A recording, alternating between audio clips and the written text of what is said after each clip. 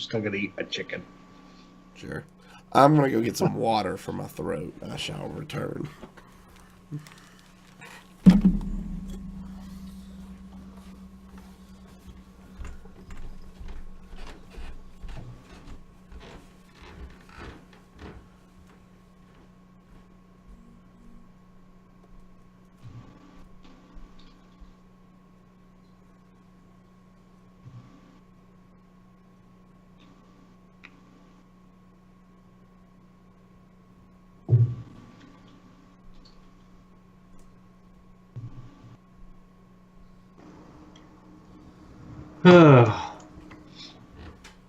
Cool. They did the power rankings for Hero Power Rangers, and once again, I wasn't even mentioned. They talked about everybody on the team, but me.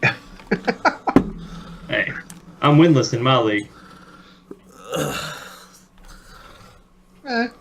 But you have excitement in your decks and stuff. I'm playing mainly. I've played mainly meta decks.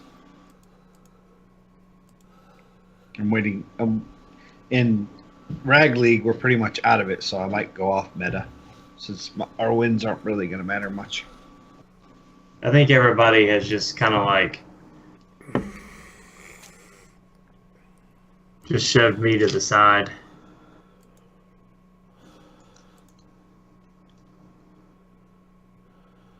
And I'm okay with that. Like I said, it's funny.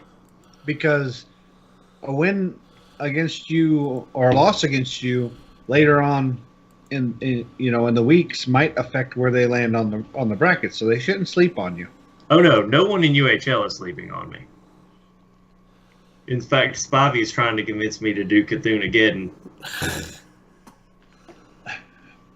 Just you both bring 3 Cthulhu decks? Yeah, he's bringing Druid, Priest, and Warrior, and I'm bringing Priest, Warrior, Rogue.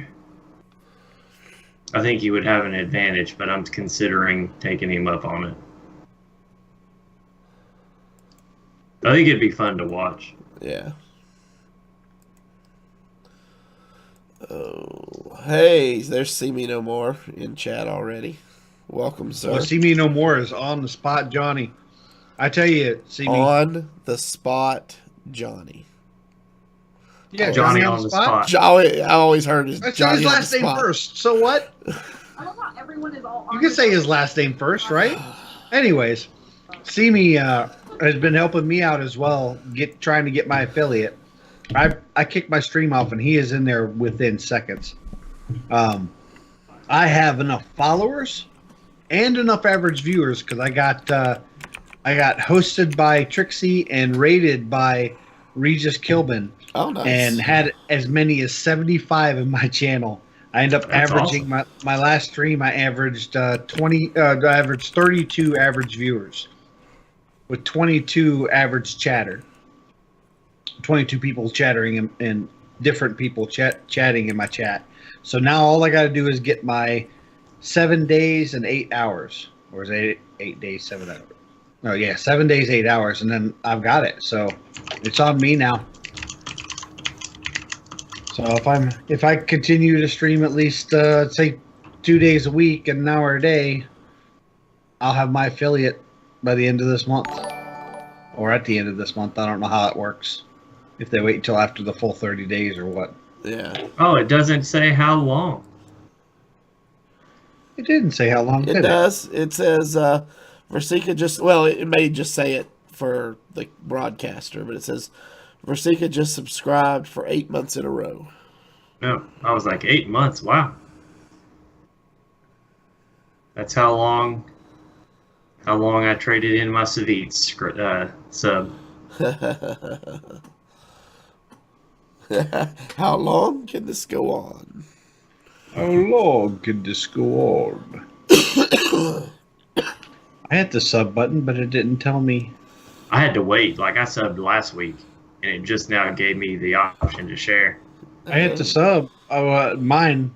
I had to renew it, so I hit the sub, and then now it says I'm free Twitch subscribe, but it didn't let me put a message in or nothing. Yeah, you have to wait. I think it's 24 hours. Never did it before. It's weird. It started doing that to me last month. Maybe last month. But hopefully, I'll be getting my own subs in next month. Awesome.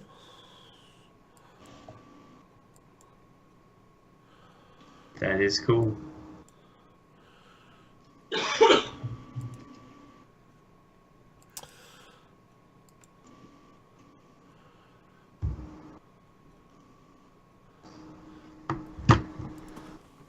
Oh, this is the longest or the soonest we've been on in a while. Like we've not had a pre-show in a long time.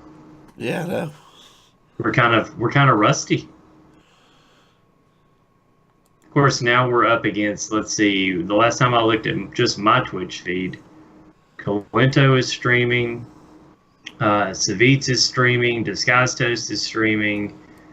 Grubby is streaming Heroes. Brian Kibler is streaming Eternal. Overwatch League is going on. Jocelyn's on Subnautica.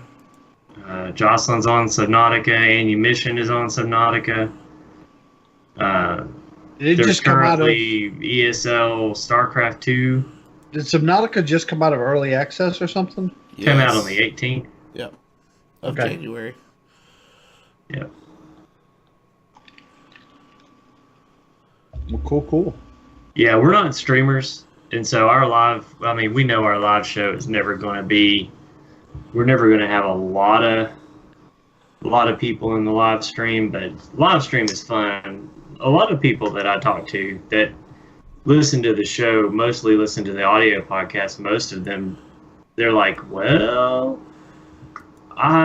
you guys always say the play portion, but I never get on YouTube to find it. I'm just like, yeah, we get that a lot. Yeah. Well, you know, that's just different audiences sometimes, and we have quite a few people who do watch the play portion and make sure to either catch us live or whatnot. You know, it works either way. It is We what are it is. unique. We would do it for 2 people, or we do it for 200. Exactly. Or 2 million. That would be nice. 2 million, I'd wear a clown outfit. Sub goal. There you go, sub goal. You guys heard it. Alex dressed up like a clown. Get We 2 got- million subs and he'll dress like a clown. Yeah. And the crazy part about it is, yeah, actually, I tell you what, if we hit 200,000 total views, I'll dress up as a clown. We're at 3,900 right now. We hit how I'm- many? 200,000 total views. 1,000 total views. Yep. And I am terrified of clowns. Like, Yeah. honestly, I might give myself a heart attack. Google botting services. I was getting ready to say, I would have to have someone else do the makeup, and I wouldn't be able to look at myself. I would so pay for a bot for that. I would be terrified. Absolutely terrified. This is the lemon challenge all over again. Yeah. Yeah. It's a Hey. horrible idea. This was a horrible idea. I didn't think it was gonna be such a big deal, but you about killed yourself for that lemon bet. That was awful. That was I got so super bad. lucky too, which Yeah. I paid for it because I did my mammoth pack openings and got like I think 4 epics, couple goldens, no legendaries, the only 1 golden epic. All the other goldens were commons. It was crap. If you were lucky in your packs, you're welcome because I sucked. I pushed all the luck away from me to somebody else. All right, gentlemen, I've got 7:31. We're late. Well, it's what happens when we have time for a pre-show. We just have way too much fun. Yeah, you sound like you're having fun. Oh, yeah. It's been a great week. We'll talk about it. Starting in 3, 2, 1.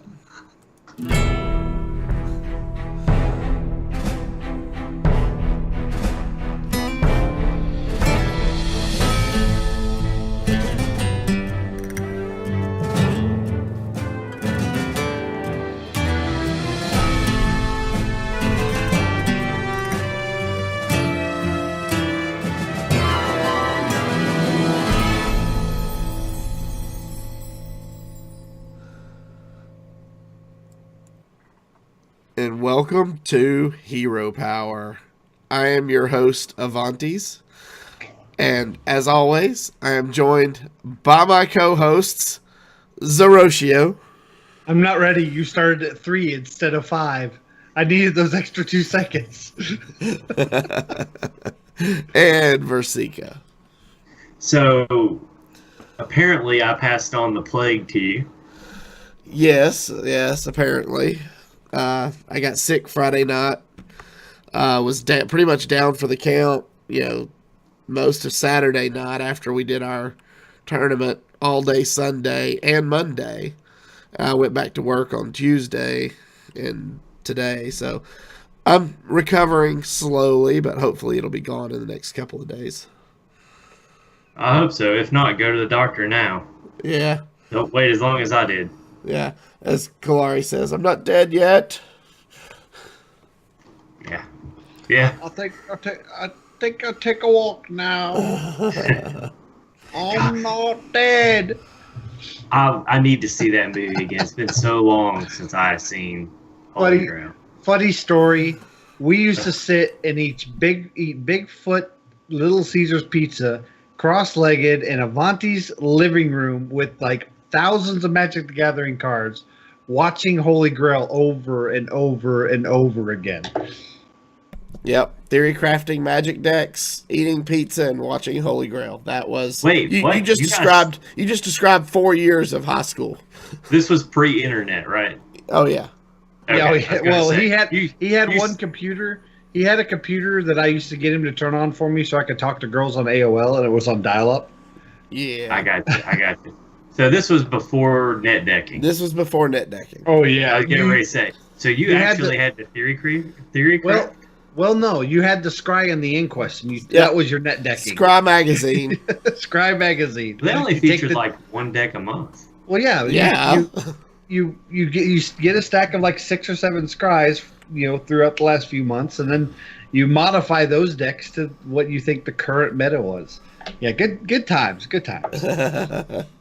And metas didn't change. Metas changed over the course of like 8 months, not like 8 hours. Yeah. Right. So, all right, guys, we've got a great show lined up for you today, and we're going to start with a listener email.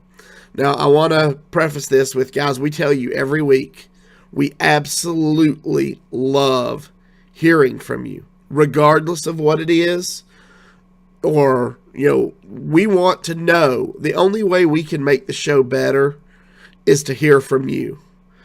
And so, huge shout out to Mark. His email says, and I quote, "Please, for the love of God, use push to talk. In every single episode, the co starts typing, mouse clicks, and heavy breathing have made me delete the show from my feed 3 times.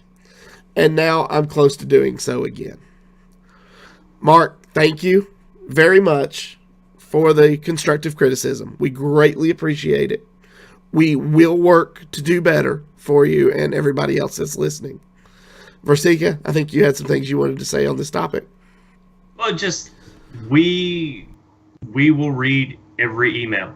So if you send us an email, regardless of whether it is positive or whether it's room for improvement, I just thank you. I mean, first of all, thanks for coming back. Not once, not twice, but 4 times. I mean, thank you for coming back and giving us a chance to improve. I hope that over the course of the next few weeks, you see an improvement. I know for myself, I'm on a different version of Skype than these guys. Windows and I don't get along, and somehow I found myself in this vicious circle of Skype updates that has locked me into a version that doesn't really have menus. So we actually got on Skype tonight before the show and tried to work out how to fix my Skype to where I can push one button and mute the Skype, which we did figure it out. We actually bound a key to my Razer through the Razer Synapse and muted it that way. Avantes and I have mechanical keyboards, so When we type, it sounds identical, and it's hard to tell which one of us is typing, and it's loud. So it's something that we've known for a while was an issue, and we've tried a couple of different things to work on it. Some episodes are worse than others. It was something that we talked about when I got back from Jamaica. I listened to the show on the airplane ride back, on the flight back, airplane ride. Jeez, I'm spending too much time with the people I work with. So the flight back, and one of the things that my sister-in-law said while we were down there is that we have a lot of typing. And on the way back, I was, I guess, hypersensitive to it. I was clued in, listening to it more, and we hear it all the time. So it's easier for us to tune it out. So, looking at it from that critical standpoint, we talked about it last week before the show. So this is not new news to us. It is something we're working on. So just be patient, and to quote you, for the love of God, right back in a couple of weeks and let us know how we're doing, because we want to make the show better. This is a passion. It's a hobby. We don't do this for a living. So, try to be a little patient with us, but at the same time, hold us accountable. We want to put out a good show. Let us know what we can do to put out a better show each and every week. So thank you for being honest. Thank you for writing in and letting us know. And for everyone else, this is what we want. We want true 100% feedback. It doesn't do us any good for you to write in and tell us we're doing great. If you have 5-6 different things that you'd like to see us change, let us know the 5 or 6 different things. We may not be able to do it, but we'll certainly try. So, anything you want to add to that, Zerocha? No, I just want to give a heartfelt thank you for giving us the time and letting us know this before you decided to turn us off completely. And I hope the changes we are making and we have made for tonight's show are an improvement. And please let us know if they are. And if not, we do apologize. But again, thank you so much for sticking out this long and at least taking the chance to let us know. That's the important part. And a huge thank you. Yeah. On a positive note, Avantes is sick, so that just means he's going to be muted most of the evening so you don't hear him breathing. That's very true, because I can't exactly breathe through my nose at the moment. So, and I don't want a Darth Vader all night. So, all right, guys, let's get right into it. We're going to start the show talking about this past weekend, because we had our first 2018 Hero Power Patron tournament. And we are planning on doing one of these each quarter of the year. So our next one will be in May. But we had 8 participants in this weekend's tournament. And it was a great showing by everybody involved. A lot of great decks. A lot of great matchups. A lot of fun, I feel like, was had by everybody, including the casters. So I'm going to turn it over to Zerocio and kind of let him talk about the tournament this weekend. Yeah, we had a great showing of our patrons came out. We actually had 8 players able to come this weekend. And I could go over each player and all the decks, but obviously for time, I really wish we could just talk about every single player and all the decks, because they were just absolutely fabulous. And the plays were absolutely just wonderful. They had myself and Versika just on edge for some of the plays that were happening. But our top 4 was Carrie, Sergi, Ramasi, I'm sure, Ramasi, I guess that's right, and Ducharmo. And Ducharmo and Ramasi actually played for the third place prize of $10. And Ducharmo pretty much was running roughshod over the competition, went into the single elimination. What we did is 4 rounds of Swiss and then broke off in the top 4. And Ducharmo went in as the number 1 seed going into the top 4 and really looked poised to take it all. But Ramasi, who actually almost dropped out of the tournament because of some other scheduling issues in his real life, and then was able to actually make some of the matches, had just some crazy unique decks, including one that I've made a modification of, been playing on the ladder, a corrupted Healbot Priest, which actually solidified him the third place victory in the $10 prize. Definitely, you can't call Ducharme short at all, because Ducharme played awesome, and he's a very good player. There was some RNG involved, and there was also some unpredictability of Ramesses' decks that just allowed Ramesses to take that win. And then Sergi and Kerry ended up meeting in the finals, and this was, if I'm not mistaken, this was one of the few pairings that didn't face each other the entire Swiss round. Is that correct? Right. Yeah, they only met in the finals.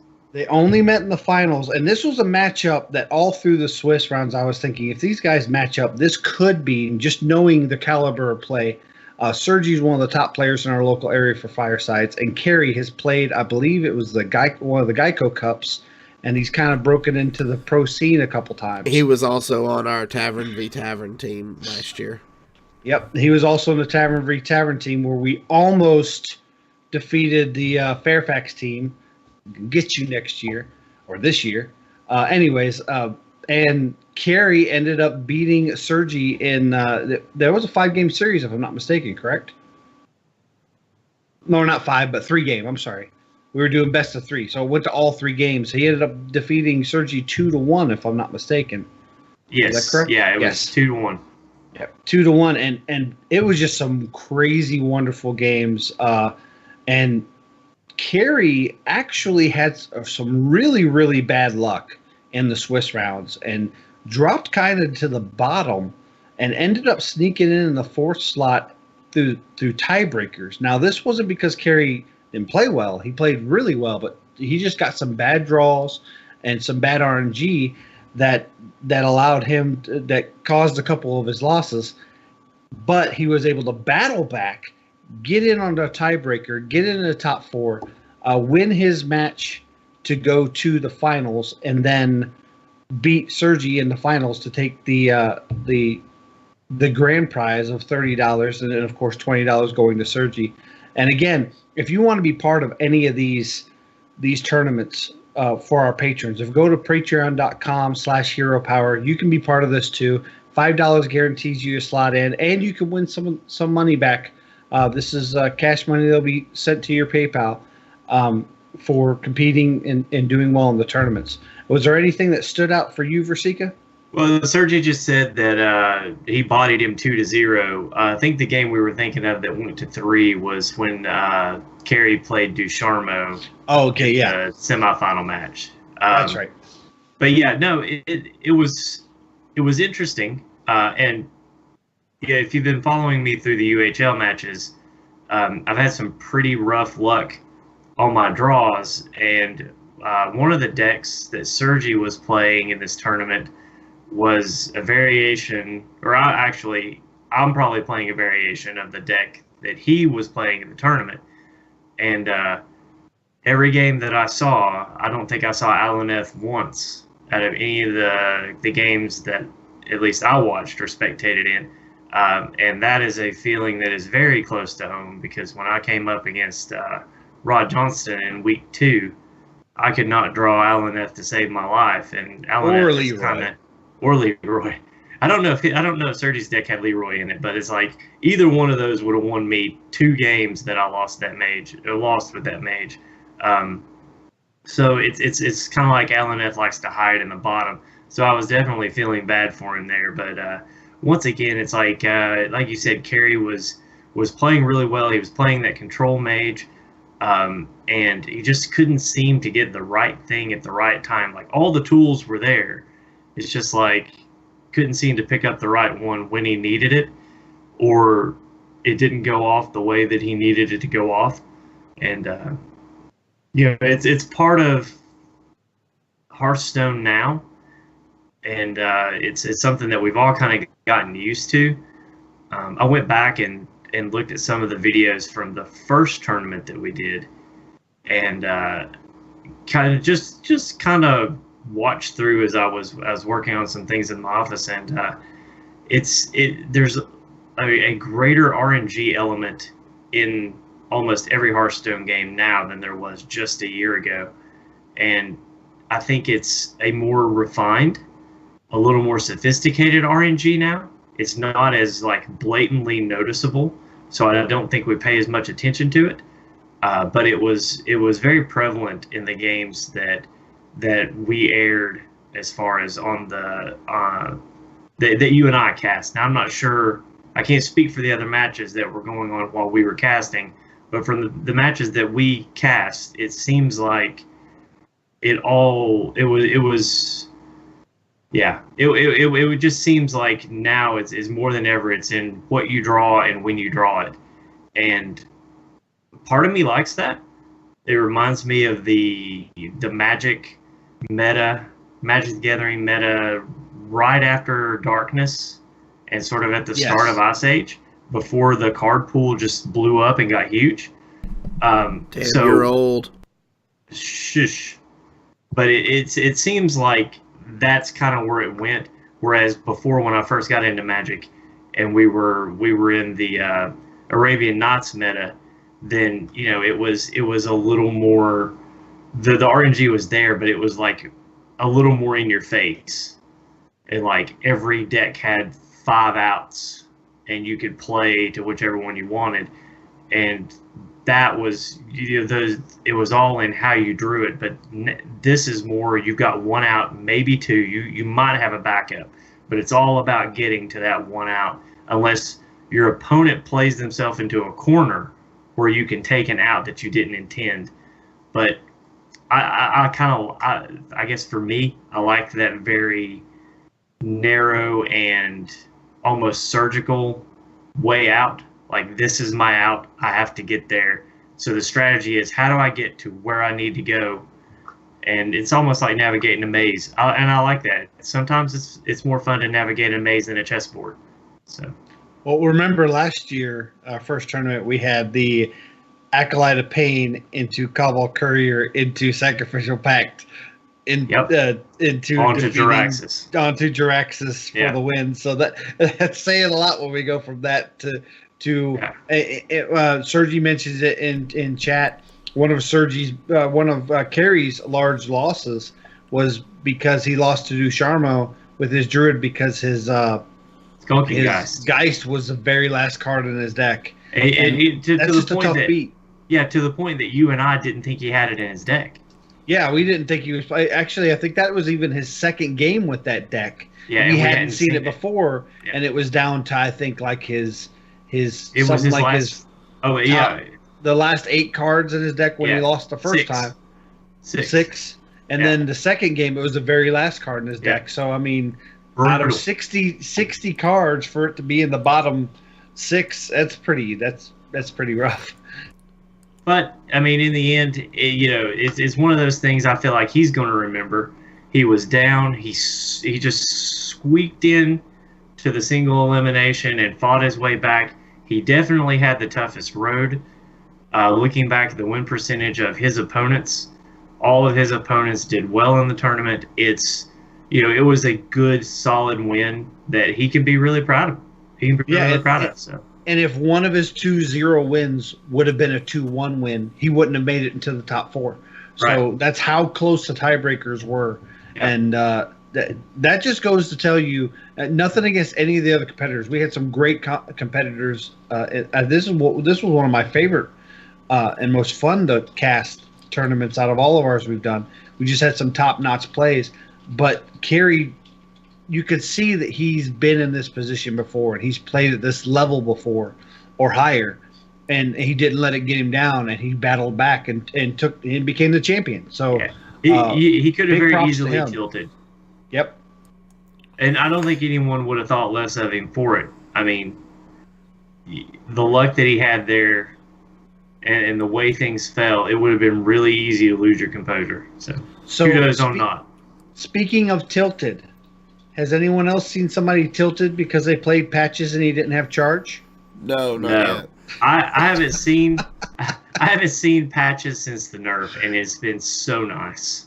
I have, and usually followed by an immediate concede, where the patches comes out. He says Yahaar, and he lights up a couple times because they hover, and then they concede because evidently they didn't see that giant splash screen that said that the cards have been nerfed. which goes to our next piece of news, is the balance changes are officially live. Update 10.2 went live yesterday. There was a lot of speculation and rumors from a Chinese source that it wasn't going to happen until next week, even though the China servers may not be till next week because they have their own company that mandates their games, so they may actually get a patch later. But the reason I didn't think that was going to be true is because the Lunar New Year is next week, and pretty much China shuts down during that time. So I wouldn't expect anybody working to roll out updates out at China. So I'm happy the changes are here. Have you guys been playing any since the changes? Yes. I've been practicing for UHL this week, so I've used the opportunity of I'm trying to think of a nice word without saying unbalanced, but I guess you can say it's an unbalanced meta, but it's more of a meta in flux to test some decks that I've been kind of cooking up but couldn't take on the ladder because they would have just gotten trashed by Corridor Creeper, Bone Mare, and Patches. And honestly, I've not seen either of any of those three cards. Raza's down below 15. You don't really see a lot of it, so I haven't really noticed that presence gone. But I've not seen a Bone Mare, Corridor Creeper, or Patches since I probably played 25, 30 games yesterday. So I'm at rank 15 right now, kind of fluxing between 15 and 13 because I'm testing out some decks. I'm still seeing some of the old decks, and like I said, some people have conceded, some people just power through it. There are some decks that are still using Corridor Creeper and obviously have made changes because of the balance changes. Mainly that's Hunter, and in some cases I've seen some Paladin. But aggro for the most part is pushed out, but a couple other aggro decks have come up to the limelight. Murloc Paladin is real prevalent where I'm playing right now. It's very heavy. And Hunter has kind of come out of the woodworks as a more aggressive Hunter line that are using, instead of Corridor Creepers, they're putting in Hydras. And a lot of these decks that had Corridor Creepers, they're just swapping in the Bittertide Hydras in their place, which I'm loving because I'm testing out Shaman right now, and volcanoing a board that has one Bittertide Hydra feels so amazing. Good. Yeah. Oh, it feels so good. It's even better when there's two Bittertide Hydras. Yeah. Which has happened.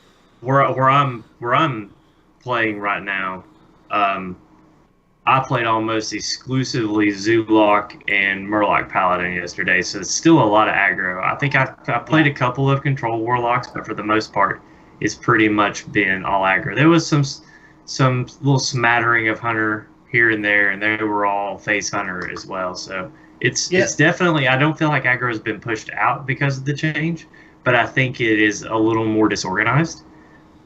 So hopefully that'll level out into some good mid-range and tempo decks, and we'll start to get back to that balance of a little bit of aggro, a lot of mid-range and tempo, and a little bit of control. And I feel like that's a place where everyone can play and still enjoy the game because you have a chance to be in every game. So hopefully we'll get there before the launch of the new set. Well, I've noticed that HS Replay and Vicious Syndicate and some of these sites saw a large influx of Warlock being played, mainly Control and Q Block. But because of some of the other mainstay aggro decks getting out of the meta, Mage and Shaman have stepped into the meta. Now, Mage and Shaman have ways to deal with Void Lords and cubes and the Carnivorous cubes and cards like that using Polymorph and using Hex. Devolve. So now you're seeing kind of those Warlocks come back down and go, well, I can't really play right now because now Shaman and Mage is in the meta. And then because Shaman and Mage is in the meta, some of the other aggro decks that weren't real prevalent, like Hunter, are able to step back into the meta. So you're kind of seeing this ebb and flow, and I'm loving it. This is the Hearthstone that I like. It had the desired effect. Exactly. And we have another set coming out in roughly 2 months. Hmm. So this to me is very fresh. It's exciting. It will probably settle again right about the time they start revealing cards. And Yeah. then the meta will change up again because people are trying out new types of decks that would work well with the new cards that are coming in. So I think now that we're having the 3 sets and they've done it 1 year now, uh, the rollout schedule is going to start becoming more consistent, and it's going to allow players to know when the meta is going to kind of rise and fall. And this is a fresh time for Hearthstone right now. Not to mention, with the balance patch came the ability to buy the bundle, the Mammoth bundle, which gets you 10 packs of Ungoro, Knights of the Frozen Throne, and Kobolds and Catacombs. Did you guys buy those bundles at all? Yes. I haven't bought mine yet. I'm waiting for payday this week. I got So- mine, and I didn't open anything. I didn't get one legendary. I got like 4 epics. It was horrible. So I'm going to put the feet to the fire for you two. So out of the cards that were nerfed, did you dust any of them? All of them? None of them? What did you do with them? Yes, I nerfed Patches You- because I had a golden one. You nerfed him? Or nerfed him. I dusted him because I had a golden. So that was 3,200 dust. Right. And then I also dusted both corridor creepers for an additional 800 for a total of 4,000 dust.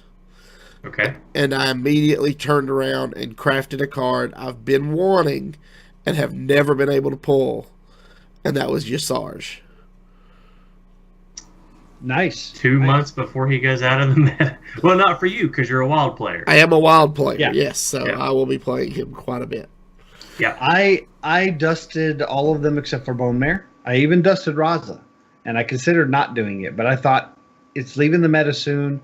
I've never been a huge Highlander fan. I played it just because it's the best deck to play at the time, and now it's not. I haven't seen a Highlander priest on the ladder at all, and I think a lot of that's not necessarily because it's not viable anymore, because you can probably make it work, but there are better priest decks now. Big Priest is better. Spiteful Priest, even though it took some hits, it's still better. And Dragon Priest, pure Dragon Priest, is back in the meta, and it's better. So I dusted those cards and got the dust from my Mammoth bundle because it gave me lots of dust. And I was able to craft some cards I never got in Ungoro. I got a really bad luck in Ungoro, so I made the Druid quest from Ungoro. I made the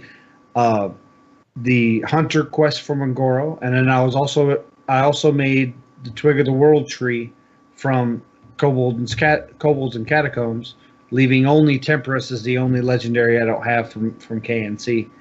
So I was able to craft some cards that have eluded me in the past that I really wanted to play decks from, mainly from Druid. Cool.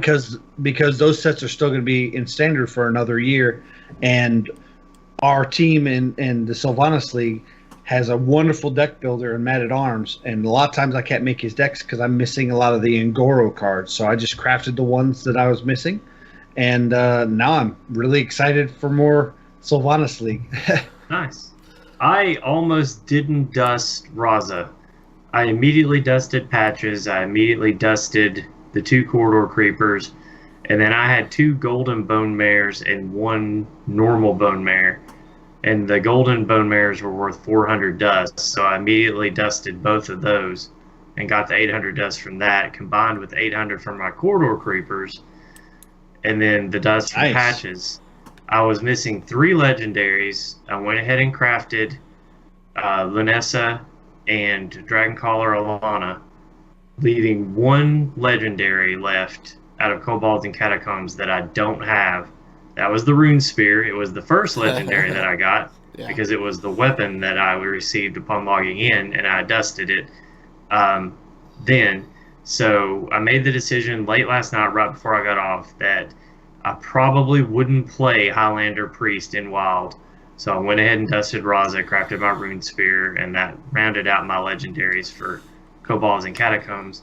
In my packs, I had dusted the Warlock quest from Knights of the Frozen Throne, and I opened it in my packs. I opened Hydronox in my packs, and I didn't open a legendary from Kobolds and Catacombs.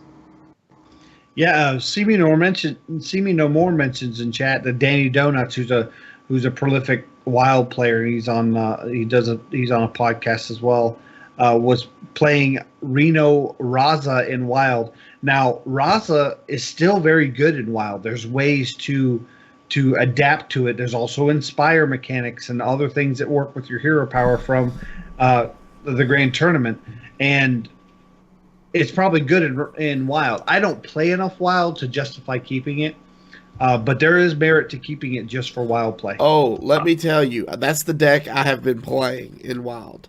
I went 7 and 10. I went 7 wins in 10 games with that deck the other day, and I'm trying to remember the name of the card. I'm logging in right now, but whenever you use your hero power, each player takes 4 damage. Oh yeah, that's a priest card. It's an acolyte. Yeah. Hang on, Yeah, I'll be able to tell you what it is. That card is so good in that deck with Raza and Anduin and it's used in place of Velen. Yeah, Spawn of Shadows. Yeah. Yeah. Instead of Velen, which doubles your hero power, Spawn of Shadows. Every time you, oh god, I broke myself. Every time you use your hero power, it does 4 damage to each player. So basically, you're doing 6 damage to your opponent and 4 damage to yourself. Yep. So as long as you have a net gain on health, you're just going to beat your opponent. Yep. That's pretty cool. And you know, come this expansion, I seriously doubt I'm going to be dusting a lot of my Whispers cards. So I may make a foray into Wild when it's done. But previous, like I still have Lotheb, and I still have some of the cards from Nax. And then I'm not going to dust Medivh. So I'll still have some cards that I can put in, and Standard is still playable in Wild, even though it's not always the best. But I mean, a strong meta deck in Standard will still be a strong meta deck in Wild. Yeah. So you supplement it with cards like Lotheb, meta-defining cards. Usually, I feel like you could be okay. So Yahaar, we will continue. It will just be a long-distance relationship. Yeah. Let's actually talk about Wild for a minute, because Blizzard just made an announcement yesterday that Wild Fest is coming. Starting February the 19th through March the 11th. If you've not heard, basically they are going to celebrate all things Hearthstone with Wild Fest. So basically, and I love this because Arena from February 19th through March the 11th will be Wild drafts. The last time I got 10 wins in Arena was pre the Standard fix, when they made it only Standard cards. So last time I got to draft wild cards, I got 10 wins in Arena. So I'm really looking forward to this. Then they're also introducing 2 new Tavern Brawls. You're going to have Venture into the Wild, which is a pre-constructed wild tavern brawl that anybody can pick up and play. So Espo will be happy. It's new player friendly. But basically, if you don't have wild cards in your collection, you can just go right into Venture into the Wild and be competitive. Then the other one is called the Wild Brawliseum, and this is aimed at competitive Hearthstone players that want to put their skills and collections to the test. So basically, it'll be kind of like the heroic brawls were, but they've not really given a lot of information. Just says players will battle until they hit 12 wins or 3 losses, just like in Arena. Based off the verbiage, it seems as if it's going to be structured a lot like Arena. They're going to let you do your first one for free, but it seems as if the subsequent ones will fall under Arena rules, meaning there'll be 150 gold to do your run. Is this just speculation based on the verbiage of the announcement? And then the prize structure, they did say, will be the same as an Arena run. So it looks like it's going to be basically just like doing Arena, except instead of drafting, you bring a constructed deck, and then you play till you get 3 losses, and then you get prizes based on your wins up to 12. And like I said, the prize structure will be identical to the prize structure in Arena, which leads most people to believe that the buy-in is going to be identical, which is the 150 gold or $1.99. I think is $1.99 for U.S. currency if you decide to go that way. I'm excited for this focus on Wild, but even more so is the fact that the event is from February 19th to March 11th. So obviously they're going to be focusing on this event during that time. I'm expecting probably a set release announcement of what the new set is that week of March the 11th or the following week at the latest. What do you think, Versika? Sorry, still getting used to the mute thing. I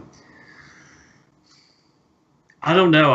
I've heard strong rumor that we're looking at a mid-April release, and I think someone in chat, I think See Me No More in chat, said that he is expecting or speculation that the next set will drop on the 5th of April.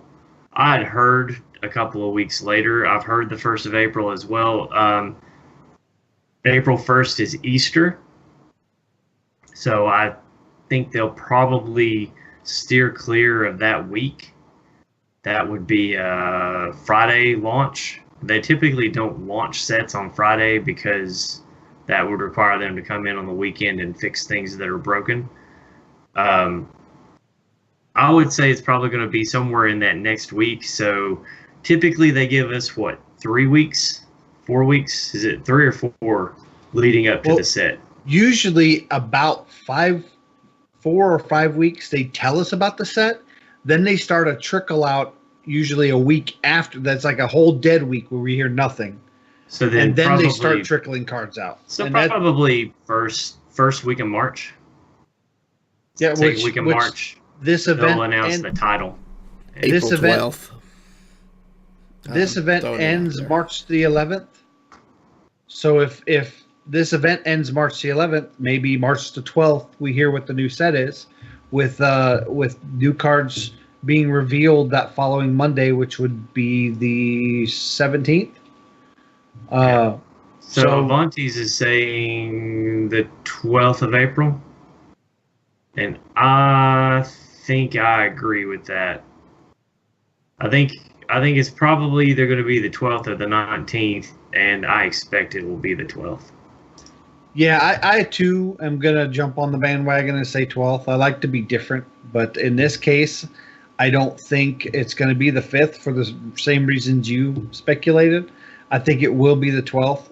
I'm going to go a little further, and I'm going to say we're at the end of this Year of the Mammoth celebration, which pretty much ends at the end of this quest for packs, which we'll talk more about in just a moment. I believe we're going to hear the name of the new year. I think it's going to be Year of the Stag, because there's been a lot of teasing of Year of the Unicorn, and that's about as close to a unicorn as the Warcraft lore gets you.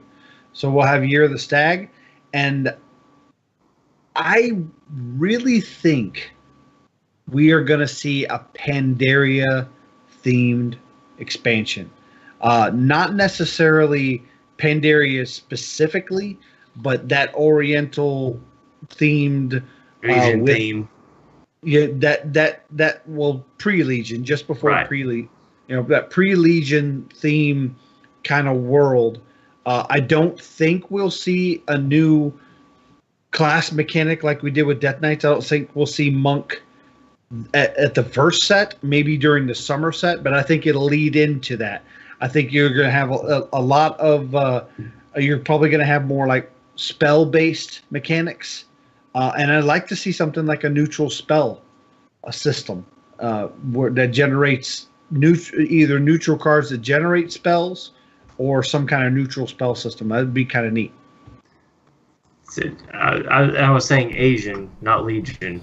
Oh yeah. But yeah, I tend to agree with you. I think we will have an Asian themed set. Now, if I'm not mistaken, Overwatch is going into the year of the dog, right? Yes.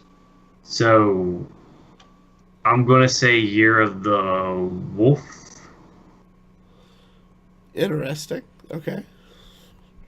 Or year, year of the wolf, because doesn't the troll druid turn into a wolf? A ghost wolf, yes. So there is and shaman turns into ghost wolf. So Yeah, shaman turns into ghost. That's right. yeah. The troll druids do turn into a wolf. So wolves are prevalent. Well, not prevalent, but they're at least present in WoW lore. And I think they've kind of moved with the drop of Heroes of Warcraft from the Hearthstone. Oh yeah. Maybe they're trying to move us So away maybe we still get from the WoW the unicorn side, but I would like to see them kind of streamline the 3 games that are really driving their esports scene right now. So if Overwatch is going to go Year of the Dog, I would like to see the others kind of follow suit in their own ways. So maybe Hearthstone has Year of the Wolf, and maybe Heroes follows Overwatch into Year of the Dog. That would be great for the Rhaegar players. But so Sergi in chat says since they're doing the 2 legendaries per class kind of thing, would you guys be interested in maybe seeing a legendary spell for each class? I think UI should have been a legendary spell. I mean, 2 UIs seem. I mean, sometimes it's a hindrance, but normally whoever gets to the second UI wins in the mirror. And most of the time, if a druid gets 2 UIs off on you, you're probably losing. I actually wouldn't mind to see. I don't know if this is a popular opinion or not, but I actually wouldn't mind seeing Ice Block move into the legendary, so you can only have 1. I like the idea of legendary spells, and I would parrot your concern on Ice Block and UI possibly getting that treatment. I don't think they'd retro change it. They wouldn't, but I'm saying that it's possible. The power levels are there already. They've kind of toyed with aura style effects, and they've also toyed with items on the board that take a place but aren't considered a minion and can't be removed. So we might see like structures or spells that create structures on the board that have a constant effect, but at the detriment of sacrificing a minion spot on your board, which would be interesting to me. Because if you get a little crazy with it, you could fill up your board with those and not have any space for minions. Sort of like the quest, the Warlock quest. When you cast it, it puts the portal down that just takes up space. Exactly. Or the darkness. Or the darkness. Yeah. There's a few options with it that some involve being a minion. Sherzin. But it's Corpse Flower. I'd like to see more work with that, where Magic the Gathering has something called enchantments, where it's something that you put on and it has kind of an aura effect. This would be a unique way of doing a form of enchantment, and it's a mechanic they've toyed with, but haven't really made a constant. Every class gets one of these or something like that. In the past, they've done things like this, and they've made them neutral, so all classes have access to them, and it makes them a little OP. So we may see them stick to class-based mechanics like this if they decide to do it. Yeah, I would like to see a return to Inspire. Yes. I feel like Inspire didn't get a fair shake because GVG's power level was so unhinged that I feel like Grand Tournament didn't really get a fair shake. And then by the time Whispers came out, like you had to kind of balance out because Grand Tournament seemed so underpowered. So I would love to see them bring back that Inspire mechanic and give it a Mist of Pandaria style twist. What you said just blew Zeroshio's mind. I can see it on his face. Light bulb. Okay, so what if you mentioned that Inspire didn't get its fair shake from the Grand Tournament? Another thing that didn't get its fair shake, in my opinion, was the dragon mechanic. The best time the dragon mechanic was at its height was during Blackrock Mountain, which was a 35 card set. I would love to see a 135 card set where they could actually implement dragons throughout all the classes instead of just, mainly neutral dragons. We've seen how having just a couple powerful dragons in Priest and Paladin, mainly Priest, has really, heightened that type of deck. What if, maybe they have more dragon aspects throughout all the classes and could use a 135 card set to elevate that dragon mechanic. I like the dragon mechanic, not just the dragon in your hand mechanic, but the kind of powerful abilities dragons tend to have in the game and how you can build mechanics around them. How would you implement that? Let's just theorycraft for a second, real quick. I know we're running out of time, so we're going to have to. So real quick. So let's see. You have 4 dragon aspects that weren't Deathwing. You have 9 classes, so you could do 1 dragon aspect per 2 classes, and let Warlock or Warrior carry the Black Dragon Flight as sort of like the outside looking in. This is definitely something we'll talk about in another episode, because this is great speculation, and I think it would be really cool. And the only other piece of news before we mention the Tavern Brawl is they did make a change to the Quest for Packs prize structure due to some concerns about taxing. They didn't say it exactly like this in their verbiage, but they've added $1,200 U.S. currency to the grand prize that because comes with the community packs. Was worried about taxes. Yes, based on the prize. And if you do the math, $1,200 doesn't quite cover what the taxes is, especially since you'll have to pay taxes on the $1,200 as well. Exactly. But it would lessen the burden of the taxes and make the prize make somebody want to actually accept the prize. Right now, the community, or just before this was announced, the community as a whole was saying, if I got the grand prize, I would turn it down. So, all right. So that brings us to this week's Tavern Brawl, which is Just a Hallucination. So these aren't my beautiful cards. This is not my beautiful deck. Your deck is overflowing with hallucinations. Go and see how the other side plays. So I love this brawl. I love Discover brawls.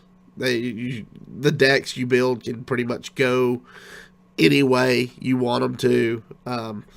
I played right before the show started. While we were in pre-show, I was doing it, and I played with Priest. My opponent was a Warrior. Halfway through our game, my opponent discovers Shadow Reaper Anduin, and then all of my hallucinations go back to being Priest cards. So it really shook things up, because I've got half a handful of Warrior cards and half a handful of Priest cards. Oh, so when they play the Death Knights, they change? Yes. I didn't know that. See, this is another example of a brawl that they've done before, but because the new sets have came out, it has changed it completely. Yeah. That's really neat. I like that. That's cool. Yeah. So, all right. Well, that's going to bring us to this week's deck analysis. And this week's deck is one that Carrie used to win the Hero Power Patron tournament this weekend. It is his Control Mage. Now, normally I would read off this deck list and then talk about it, but I'm going to actually let you guys rock, paper, scissors for who wants to read off this deck list, because I just can't do it. Quick question now: is this Carrie's actual version? Straight up Carrie's version. Okay, it's this not is the version that I'm playing. It's the version I'm playing tonight, but not the version that I am actively trying to ladder with. Got you. Well, go ahead and read it off for Sika and tell us something about it. All right, so it's pretty much the standard Control Mage. You have 2 Arcane Artificers. You have 2 Arcanologists, 2 Dirty Rats, 2 Doomsayers, 2 Raven Familiars, 2 Cold Light Oracles, 2 Ice Blocks, a single Tar Creeper. That's actually pretty important. 2 Polymorphs, 2 Dragon's Furies, 2 Blizzards, 2 Meteors, 1 Skulking Geist, also very important. 2 Firelands Portals, a single Flame Strike, a Medivh the Guardian, Alex Straza, and Frostlich Jaina. So this deck basically controls the board, builds armor through the Arcane Artificers, and eventually takes your opponent down with either minions created from Atiesh, or takes over the game with Frostlich Jaina and Control in combination with Alex Straza. I mentioned as we were going through the list that there is only 1 Tar Creeper in the deck, and that is to make room for Skulking Geist. Skulking Geist is super important in your Druid matchups and your Warlock matchups. So even when Jade Druid goes out, Dark Pact is such a huge way that Control Warlocks get back in the game that I think Skulking Geist will still see quite a bit of play. I guess the thing that really surprised me the most when I looked at this list was the 1 Flame Strike, especially since you're using 2 Dragon's Furies, the Artificers, and the Medivh the Guardian. To only run 1 Flame Strike seemed like a missed opportunity to me. So when I did my deck, I traded some stuff out, and if you're interested in that, you can actually find that list in the Hero Power Patrons deck list section after the UHL season is done. I'll post all the decks that I considered for my UHL in that list. So I'm somewhere in the range of about 30 now. So it's gonna be a while dissecting them all. But yeah, some versions of this use Alana the Dragon Caller. I've seen a couple of versions ditch the Dirty Rats for a second Tar Creeper and a second Flame Strike. These are all things that you can do. Really, this deck is about patience. It's about knowing that your hit points, your life points are a resource. Like the old style handlock, you can't be afraid to get hit. You can't overreact to the board state. So it's interesting. There have been a couple of times where I wish I had a second Flame Strike, and then there's been a couple of times where I'm like, this works. So Zeroshio and I saw this played quite a bit this past weekend. And we saw Carrie, who's obviously put in time with the deck, play it. I would almost go as far as to call Carrie a mage specialist. Yeah. So in actually preparing for tonight's episode, I spent less time on the ladder with this deck than I normally do, and spent more time dissecting his plays from our tournament and trying to figure out what he was looking for, why he made the decisions that he made. And if you can find someone playing the deck, this is a classic example of watching someone play it and hear them explain their thought process is more beneficial than just getting out there and chucking 20 games with it. So we'll take it on the ladder tonight. I'm in a spot where Control Mage is going to struggle quite a bit, so it would be a good opportunity to prove that the deck is good anywhere in the meta. And we'll go from there. Did you guys have any questions about the deck? I know you saw the deck list late, but like I said, Zeroshi, I know you watched it played at an expert level this past weekend, and then you watched it too, didn't you, Avantes? Even though you were behind the scenes, you were still watching the games. Oh yeah, I watched every game. In fact, you guys only got to see the game that was live on stream. I actually had a second computer up spectating other matches that were going at the same time in case the match on stream ended, we could switch over. So I was watching multiple players all weekend. So yeah, there was some great play with this deck. Yeah, So- I've actually seen, not only seen the plays, I've played variations of this deck, and I've been playing a lot of Control Mage, not this exact list, but very similar list, and I can't get the results the way that Kerry has. Kerry made some definite calls that I was kind of like, why did he do that? And then literally 3 or 4 turns later, I go, well, that's why. And it all just kind of fell into place. He piloted it masterfully. Yeah. Yeah, and in fact, I think Rusty RN in chat says that he doesn't know about the oracles. One of the things that I tried to do when I first started manipulating this deck list was the oracles were actually the first 2 cards that I took out. I actually ended up putting them back in because the ability to draw when you have to expend resources to refill your hand is more important than the possible gifts you're giving your opponent. The only time that this actually turned against me was I was playing against a mill druid, and he didn't draw into his oracles until late. I ended up burning my Frostlich Jaina, which really stunk, but I ended up getting him in fatigue anyway. So, I mean, you have to be careful. You can't be greedy.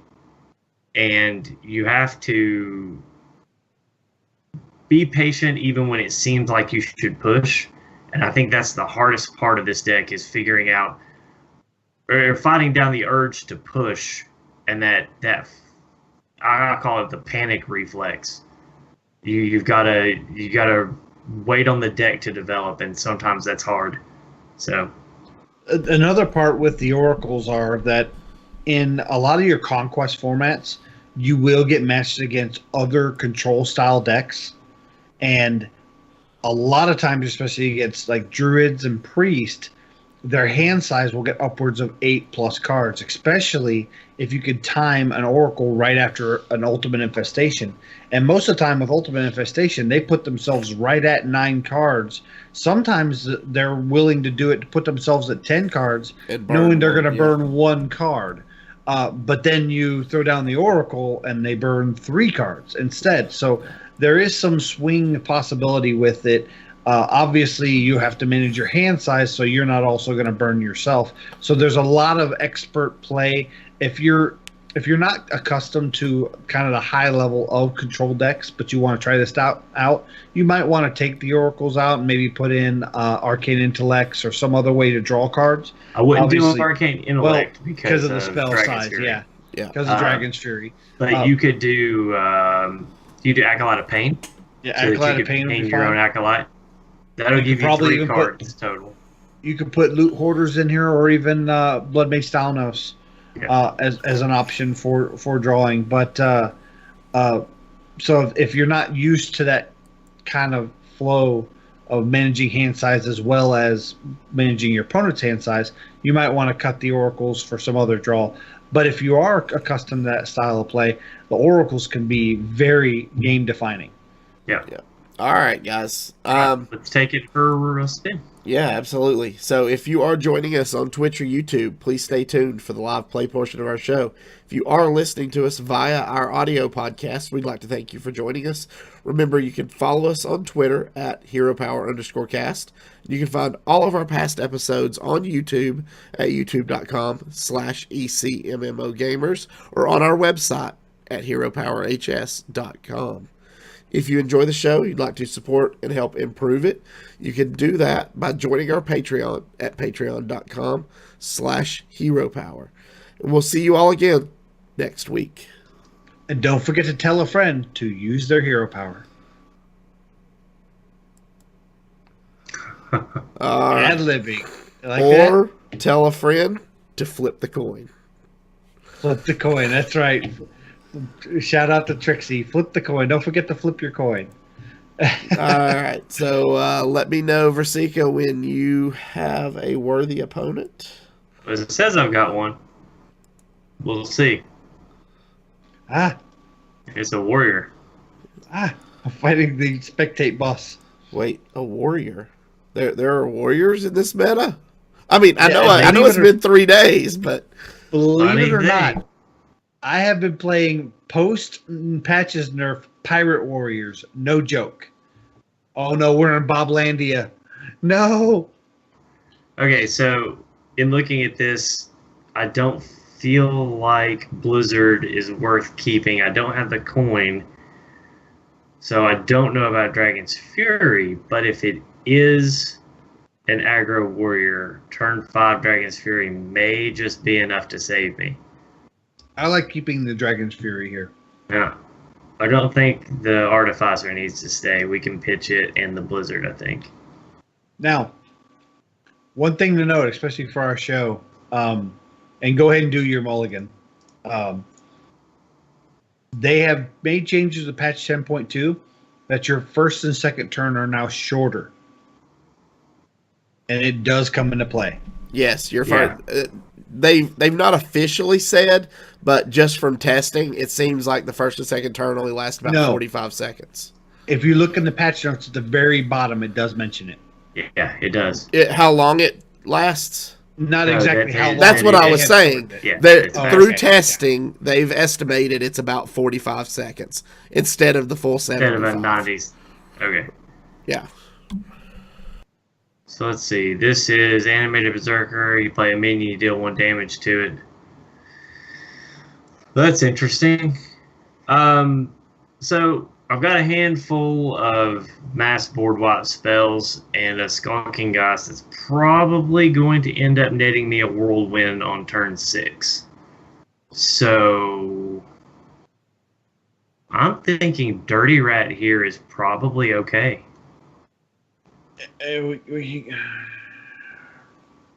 We could try it. It could go really bad. It could. It could. We can always Now- hold off another turn. Now, he kept his entire hand. Right. So he probably doesn't have any high cost stuff. So if you're going to Dirty Rat now, this is probably the time to do it. That's what I'm thinking. I'm going Dirty Rat. 'Cause Dirty he Rat didn't- on 2.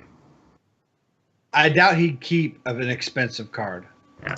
Okay, so this is an aggro style deck. Yeah. And Lou, I've seen a couple of Pirate Warriors as well yesterday, so I have no doubt that you are correct.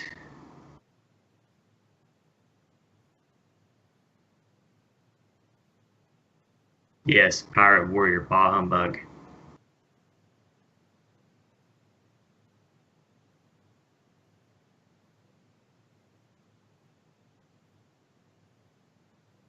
Got that bah humbug spam in the chat.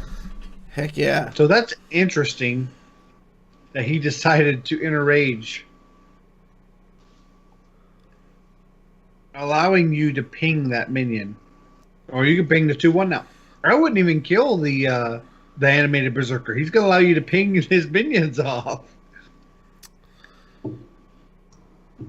I think we ping the 2/1 and pass. I think we do too.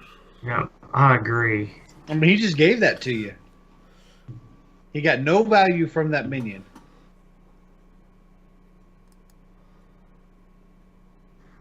You think it was maybe he was thinking that it was going to, Enrage. no, he was thinking it was going to, that he was going to be able to kill it? Maybe. I don't know. Maybe he miscalculated and thought it was going to bounce off the, or not bounce off the Dirty Rat. So Sergi says, curious to know if the Dirty Rats were specific to the Raza matchup. Wonder if swapping one for a Tar Creeper would be good. Not, yes and no. It definitely helped against Raza. It is super helpful against Q block. Being able to pull a a cube out of the hand is really really helpful. I mean, one for a tar creeper. I mean, I suppose so, but I think if I were going to pull one out, I would just go ahead and pull them both out. It's also useful to not gonna ping the minion. Nope. Leave it out so he gets punished. Okay. Yeah. It's also useful to pull out a Void Lord, knowing you can immediately polymorph it. Right. Because we do run 2 polymorphs in the deck. Mm-hmm.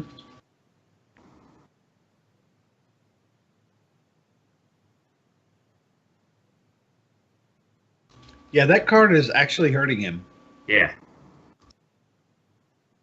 And I'm not seeing a Wolf Rider in a long time. But with patches out, I'm sure early minion charge is still a thing. I'm thinking you Skulking Geist here. I'd like the Skulking Geist here because he might feel like he needs to run the animated Berserker in just to, there's Whirlwind. Yeah. But it was, so that's good. He might run the animated Berserker in just to get it off the board.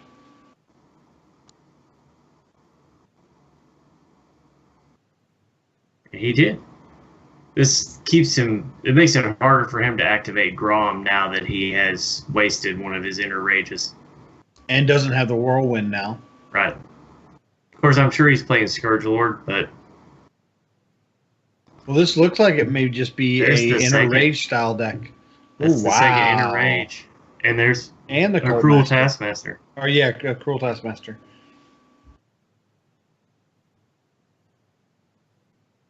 Oh, another Dirty Rat. I'm thinking we go ahead and Dirty Rat here. I don't like the hate Dirty it. Rat. Yeah. We could, if it gets scary, we could even drag it through no minion. Minions. No minions. So it's probably a weapon in his hand. Yep. Lou Rolfs in chat says, I don't know what this deck is, but I love seeing a different deck every now and then. Yeah, definitely check us out every Wednesday night. We do our podcast and then we play a different deck every week. Sometimes in the meta, sometimes off meta. So it wasn't Wolf Rider, it was Murloc Well, Warriors. he drew that the Murloc that Murloc because it would have came out with Dirty Rat if he had it in his hand. So he might run Wolf Riders in here. So Do we just drop Medivh here? Well, okay, so here's what we got to think about. I don't know that we really have a choice. So we're dead to Leroy if No, we we're not. don't. He's one off if he has Leroy. That's true, unless he's there's no way to act. I guess he could upgrade the weapon, but he would have already done that. He would have to Leroy Cruel Taskmaster, but we know the card in his hand is not a minion because Dirty Rat didn't pull it. Yeah, I'm okay with Medivh here. We do need to draw into an Artificer or Frostlet's Jaina soon, though. We might be forced to Cold Light Oracle to try to get those answers. Yeah.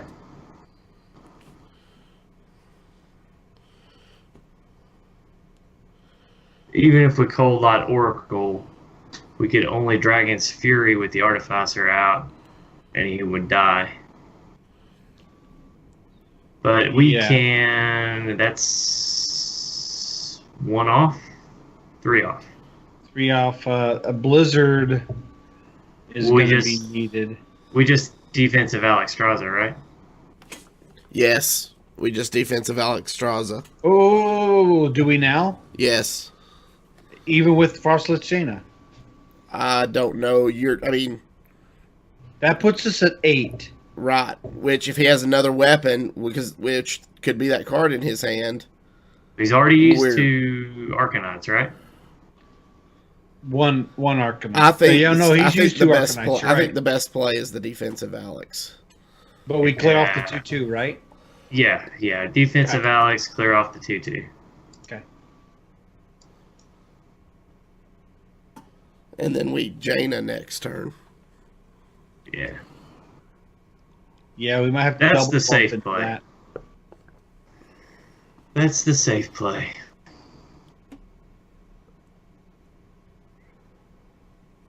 It's probably a Fiery War Axe. No, Cleave. Please. Heroic Strike. Okay. So we would have died if we had just played Jaina. 4, 8. Yeah, we would have. You're right. Yep. I don't know why Cleave is odd. Do we Jaina double trade? I think so. Okay. And then I think we're in the driver's seat at this point. Even if he draws a minion, draws a weapon, we're going to be freezing his face with water elementals every turn. Yes. Yeah. And we start the health gain train. Yeah. He I is don't think defi- there's any way for him to get out of this. He is definitely Thank not you. playing the Boblandia national anthem.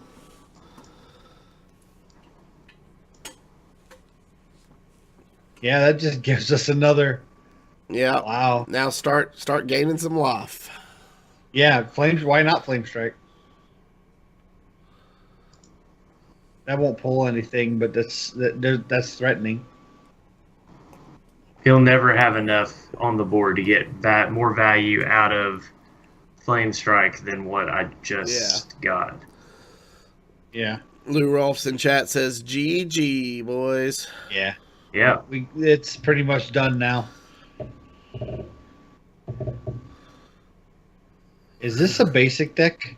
Oh, that's fun. No, I don't think so. There's no set cards that will animated Berserker.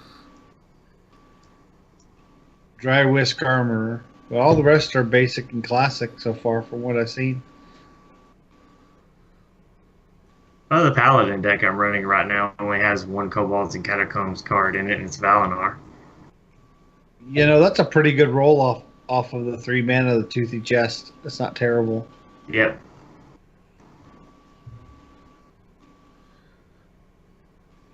Meteor? Oh, yeah. No. We don't even. Oh, we can violence portal it now. Yeah. That's what I'm going to do. You need to clear a minion first, though. No, he's at. Oh yeah, because of Atiesh. Yeah, good point. So maybe you run a 2/2 in, and then just.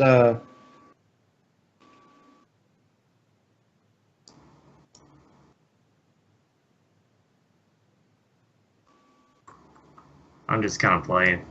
Yeah. You just stop playing with your food, Versika. I can't help it. No. I just wanted to set him up to where even if he brawls, I Yeah. win. Right? That's the right way to go with it. Yeah. Even if he brawls, only 2 of these. He doesn't have takes the it out. brawls. Yeah, he doesn't have the brawls. He doesn't have the brawls. Yeah. So there is talk that well played when you were winning is bad manners. So I'm not going to do it, but normally I do it out of respect. As a token, I will do exactly the amount of damage needed, just as a sign of respect. I don't tend to emote much unless my opponents emote much, and then I'm just spamming it. I'm making them squelch me at that point. I usually just squelch people anyway. I want to give a shout out while we get in the second game here. A huge thanks to everybody in chat, and a welcome to some of our newer members into our show that I haven't seen before. Rusty RN and Lou Rolls, as well as of course our regulars in chat. You support us every week. Thank you so much for coming out and watching us. Gul'dan. Jon Dan. Snow is Bay. You need to clip these, Dave. You got some good. We got Bob Landia and Jon Snow is Bay. Okay, so I'm definitely keeping the Arcanologist and the Raven Familiar even though I've got the coin, there's no reason for Firelands Portal or Flame Strike. In fact, they get better value out of them even when they're in the deck because of Dragon's Fury. I would like to pull a Polymorph, or both Polymorphs actually, would be fantastic.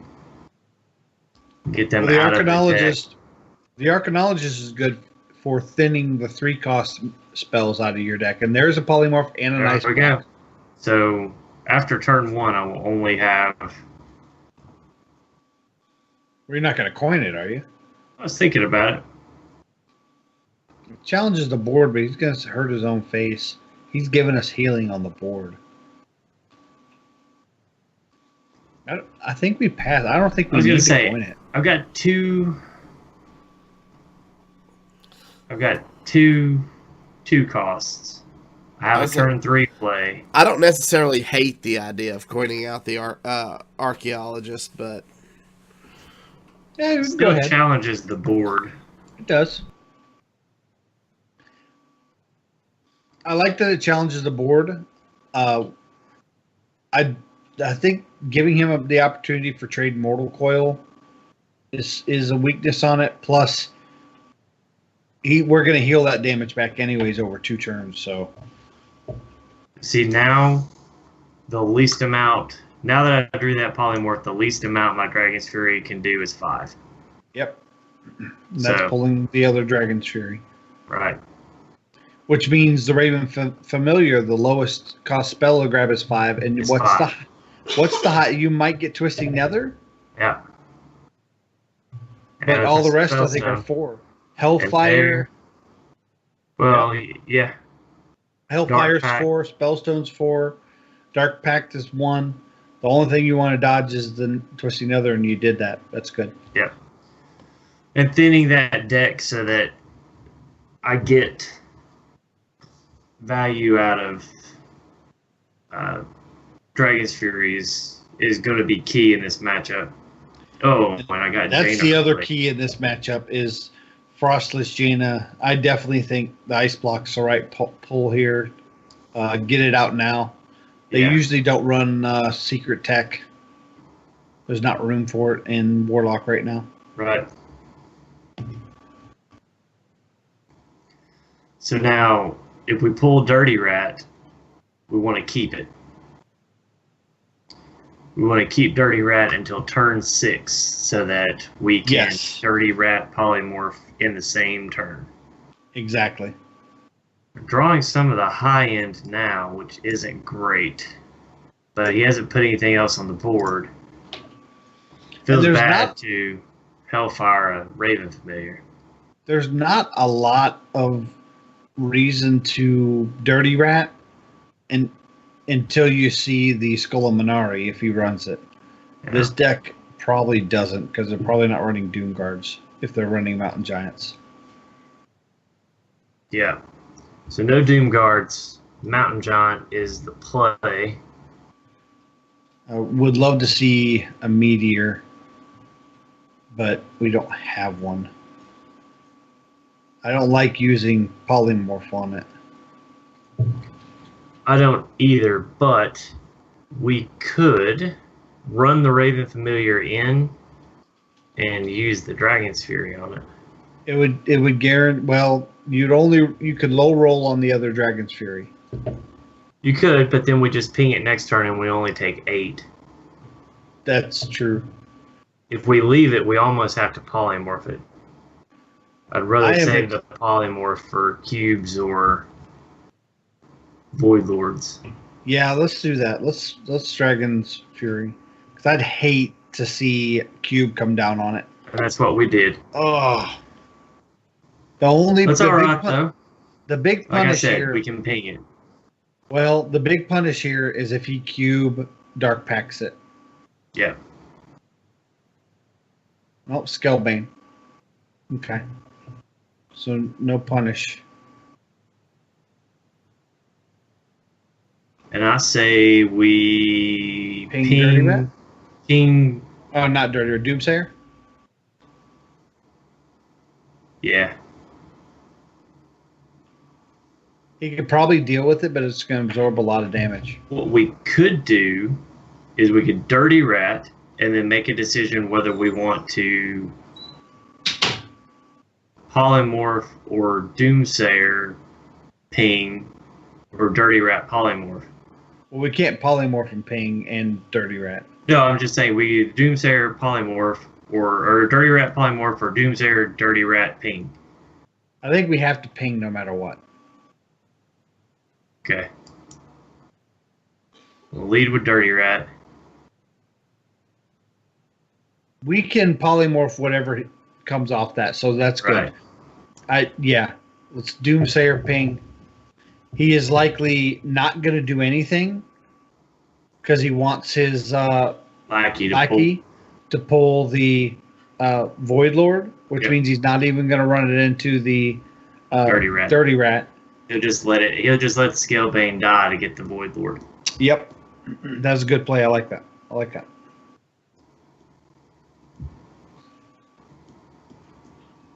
And then we polymorph the Void Lord. Right. Yep, that's exactly what he does.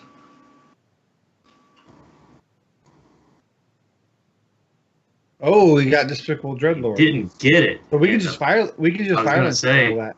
the punish is real. Oh! Oh, that's some pressure.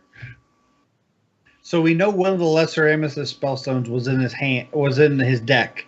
So the other lesser could be in. Wow, this is like a heavy demon. Okay, so now the Dragon's Fury will guarantee six or more. Yeah, and we are getting to the point that I don't want to Dragon's Fury my own stuff. So, Yes, I think Dragon's Fury is acceptable here. I think it is too. It sets up for Frostless Jaina next turn. Yep. We will likely see a Void Lord get put out this turn if he Mhm. has it in his hand.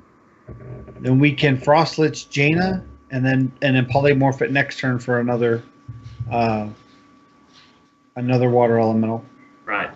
So seeing all these demons, I don't think that cube is even in this deck. This is the straight control variation, which means he likely runs two nether twisting nethers.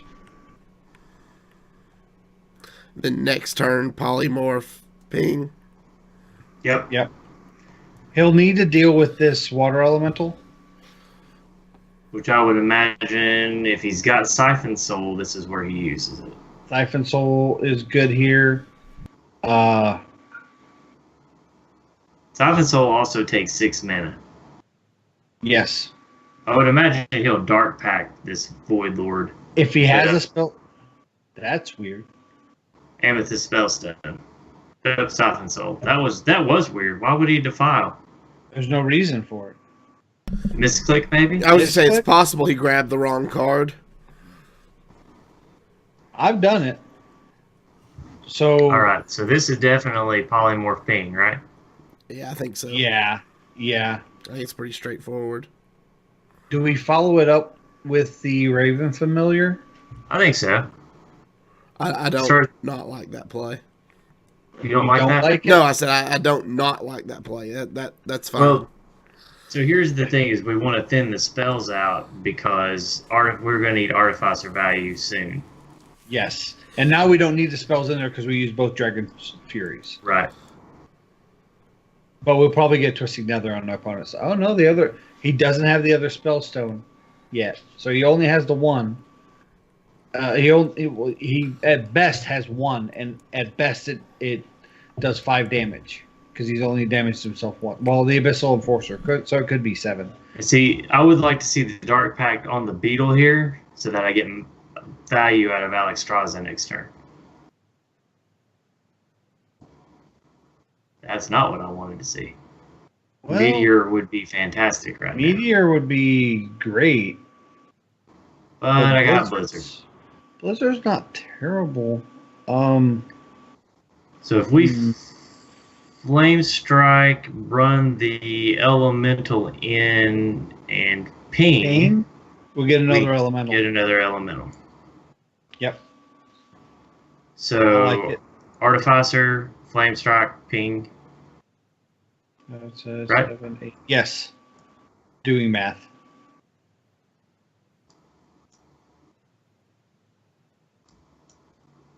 That puts us in a good spot. That puts us all up 29. Yeah, 29. Ping. Allows us to get a little face damage into. Yeah. If he has it, I think we're going to see a twisting nether. I would say you're right. Kazakus No. going for the 5-mana potion. This changes everything. This is Cruel Zakus. So Cruel is in this deck. Yeah. So we will not see another Void Lord because we Nope. saw one.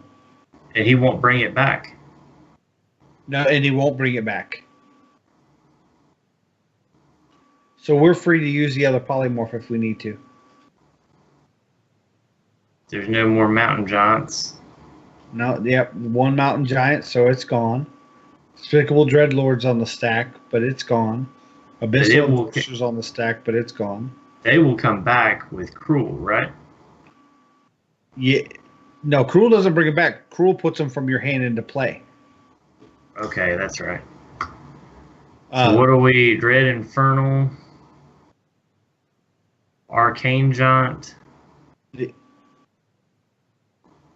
If he's running Arcane, I don't know if he'd be running Arcane Giant. There's not enough spells for Arcane Giant. So we Blizzard here. And Ping Kazakus.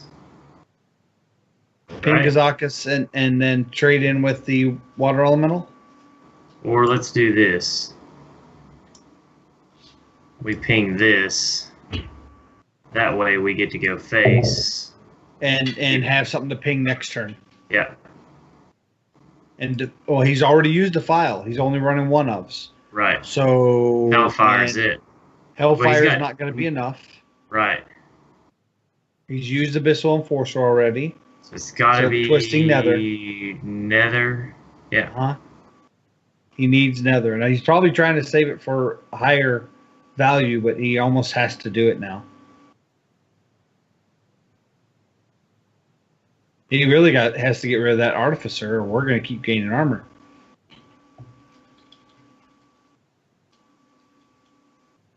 Cool Dan? Steely Dan? Primordial Drake. Kills off his own 3 with that smart. Very smart.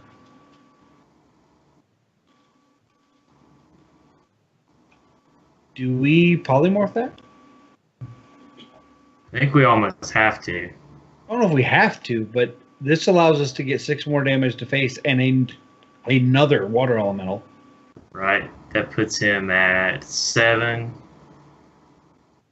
Medivh is still there. We don't want to use Blizzard because that's Blizzard, Meteor, and Firelands Portals are only Medivh value left. I like the polymorph here. Yeah, I think that's how we have to do it. Mainly because it's a taunt. So now my big question is, do we Cold Light Oracle? We have 10 cards left. He's got 10 cards left. We could draw him into Amethyst Spellstone. I feel like we're the driver's seat. We'll wait another turn.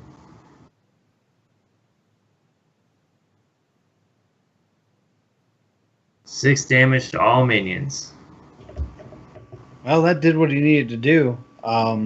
So Cruel, if we get Cruel with Dirty Rat, this game's over, right? Yeah, how do we deal with Cruel? It's still, what, a 9/7? Well, we've got Arcanologist, and we got Cold Light Oracle. And we have a Blizzard if we need to. We've only got 9 cards left in the deck. And we could Dirty Rat, see what happens, and Blizzard and Arcanologist to set it up for next turn if we have to. Oh, that's great. Now he can't get another Void Lord. Yeah. Because that's probably his only one. So we Cold Light here? Yeah, it won't overdraw him or anything, but it'll give us. It'll be fine. We're even on fatigue. Now that'll overdraw. No, yeah, that'll overdraw him if we wanted a cold light. Would it? Yeah, Yeah. it'll overdraw 1.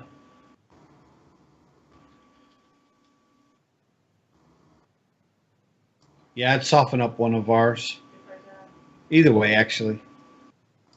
Yeah, either way works because 2 plus 1 is 3. Homunculus. There's another demon. Yeah. Of course, he really couldn't play Homunculus right now. That's kind of brutal. Looks like a meteor target, though. Ooh, now that's. Well, we're so low on our deck that the 10/10's not going to matter. Meteor Rin? And just go face? I think so. Or is there any way to Meteor. We'll go ahead and Artificer. Oh, yeah, we want Dude. Artificer. Yeah, I like that. Meteor Rin, just go face. It's 6 damage to face. Puts him at 11. Is that right? Plus our ping. Yeah. Unless we want a Tar Creeper. I feel like that walks into... Twisting? Twisting. It does. We know he has a lesser amethyst spellstone, but it hasn't been charged up at all, I don't believe. No, Homunculus was His last one one. of the ways to do it. And we found amethyst spellstone both times that we Raven familiar, so we knew it was still in his deck. Yeah. He And that may was- not run that- Twisting. Surely he runs Twisting. He does run he has to run Kazakus. Twisting. He has to run Twisting. Oh, Well, there he there's the powered up. librarian. So that would put it at 5. Still not enough to cast it on the dirty rat. Yeah.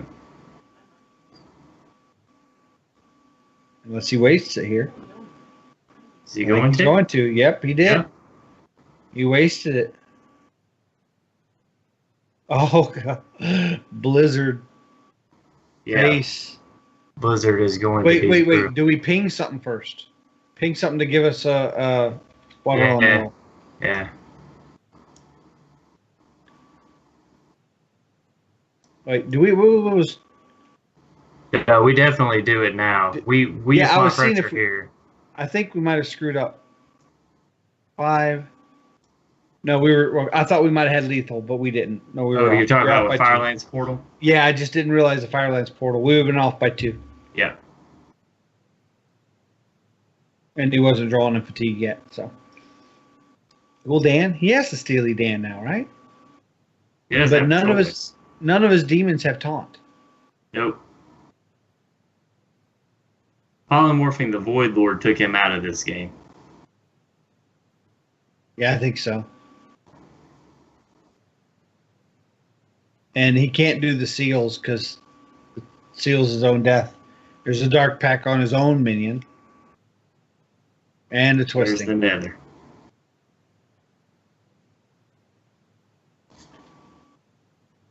Medivh. Alex Straza. We don't want a Medivh for Firelands Portal next turn? I mean, still, either way, it's a large minion on the board. Alex Strauss is going to do 1 damage to him right now. Right, but 8 next turn. But Medivh does 7 next turn and gives us an extra minion. It we basically never makes Alex play. Straza unplayable if we don't play her now. Right. Unless we target Yeah. ourselves. Yeah. This also draws any other removal he might have. That's fair. Good game, We haven't Hunter. seen. No, we saw the Siphon Soul. Here comes Steely Dan. Yeah.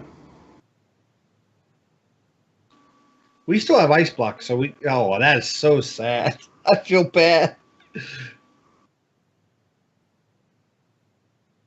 Now do we Medivh and just go face? Yeah.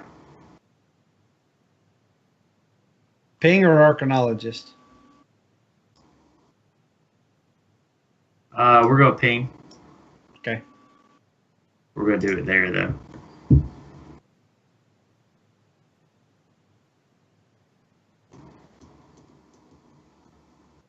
Because now, regardless of what he does with it, one of them dies to Firelands Portal.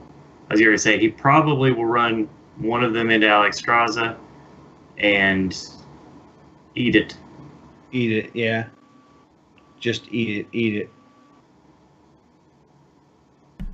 That clears the Weird board. Al. You got it. Yes, somebody got it. Yeah. That clears the board, and he eats my face. Ooh. Interesting. I still think we Fireland's face. I agree.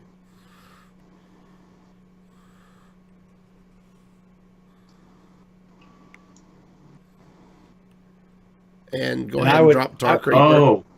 Yeah. Now drop tar. I was gonna ping the 3/2, but I mean that's just free value. Yeah, And the Tar Creepers have lifesteal. Well, not that it matters. We're at full health. right. That was a good game. All right, there we go. 2-0. 2-0. It's a solid deck, guys. I love this deck. I mean, it handles just about anything you can throw at it. So, Yeah. Do you know what I like most about it is that your choices are impactful. yes. Yes. If you misplay, you're punished. Period. Yeah. I mean, very rarely, if you can maybe do a minor misplay and get away with it, but if you misplay or you jump the gun, you'll pay for it. I would agree with you. I like it a lot. Thank you, Carrie, for letting us play the deck on the show, and congratulations again for taking the first tournament of the year. Taking the win. Yep. As we're wrapping things up, I'm going to give a quick shout out. I want to thank Trixie, a friend of the show, for hosting us. He actually just celebrated his jump to 50 subscribers, and he went from 30 subscribers on the 30th of January to 50 as of today. Nice. And because of all those goals hitting, he has a beauty day tomorrow. He gets to wax his leg. He gets to dye his beard pink, and I believe he's putting some acrylics on, and he's going to have a beauty day. So check him out over twitch.tv/Trixie. That's TR1XE to see him get all beautified tomorrow. What time does that start? It's probably during his day stream, so it's probably whenever they get everything ready. But if you follow him over on twitch.tv, it'll notify you when he goes live. There you go. Yikes. All right, So, guys. Trixie, I'll be catching that when I get home. Definitely should. Yeah. Again, want to say thanks to everybody that hung out with us in chat tonight, and especially a big thanks to I know you guys that listen every week, are with us every week. I think Versika said this before the show, and it rings so true that if we only had two people online, or if we had 200 people online, it doesn't matter to us. We love what we do, and we love doing it for you guys. So, with that said, if you have any questions or comments about the show, please email us at heropowerpodcast@gmail.com. Please hit that subscribe button below on YouTube if you've not done so already, or give us a follow on Twitch to be alerted when we go live, like Lou Rolfs just did. Thank you. For more details on our Patreon or how you can get access to our patron exclusive Discord, go to patreon.com/heropower. Until next week, good gaming. We do it for 2 listeners, but not just one, because that would be Avanti's mom, and that's, yeah.